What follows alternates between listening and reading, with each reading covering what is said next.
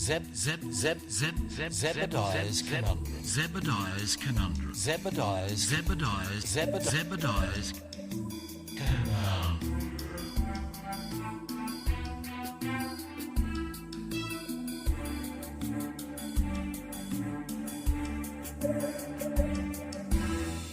Zebidiah's Conundrum.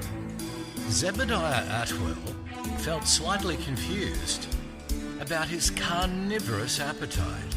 He'd grown up as a meat eater, and as a matter of fact, when he was a child, he'd been taught just to eat whatever had been put on the plate in front of him.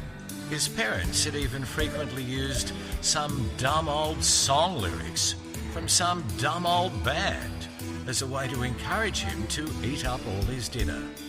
How can you have any pudding if you don't eat your meat?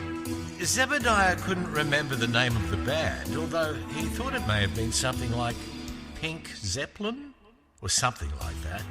These days, however, all of these many years later, Zebidiah was a grown man. And apart from deciding that he didn't even like pudding, he was beginning to question his own personal morality in regard to the practice of devouring other species of animals. Zebidiah wasn't too sure, but he often pondered whether human beings were just clever sort of animals who were the apex predators on this pristine little world, which according to all of the experts was the third planet out from the sun. Zebidiah also pondered, just because humanity sat on top of the food chain, whether or not it made it right to eat any and all of those other species upon the rungs underneath. The trouble was, Zebidiah also loved hamburgers and ribs, and steaks, and beef lasagna, and hot dogs, and pepperoni pizza, and chicken, and lots of seafood.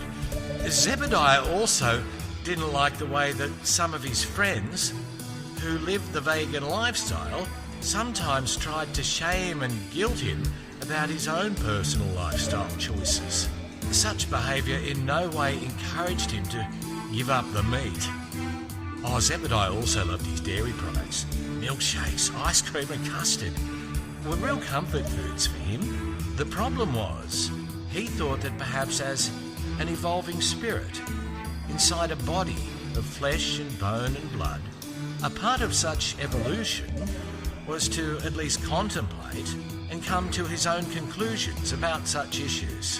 When he saw things on TV which featured little baby bar lambs and curious little piggies, something deep inside Zebidiah just didn't feel quite right about imagining those same little critters cooked and on a plate in front of him.